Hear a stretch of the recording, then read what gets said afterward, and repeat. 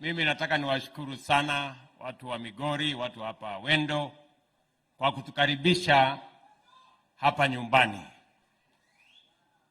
Mimi nataka niwashukuru tena. Nilikuja hapa Migori sehemu fulani nikaomba kura zenu na mlinipatia, lakini mlinipimia.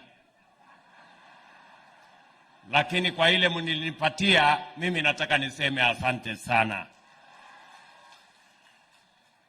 Lakini vile nilisema wakati nilikuwa pale Uriri, mimi nilisema hivi ya kwamba tunataka Kenya. Tulifanya uchaguzi tarehe 9 mwezi wa 8 mwaka uliopita, na sisi wote tuliweka heshima ya taifa letu la Kenya.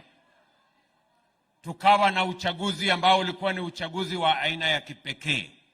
Ya kwanza, tulikuwa na uchaguzi wa amani.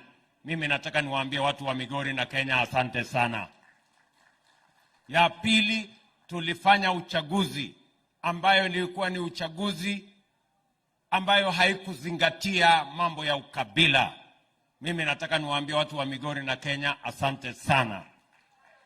Na vile vile tulifanya uchaguzi ambao ulituweka pamoja kama wananchi ya Kenya na kuweka maanani mambo ya katiba ya kwamba viongozi wanachaguliwa na wananchi.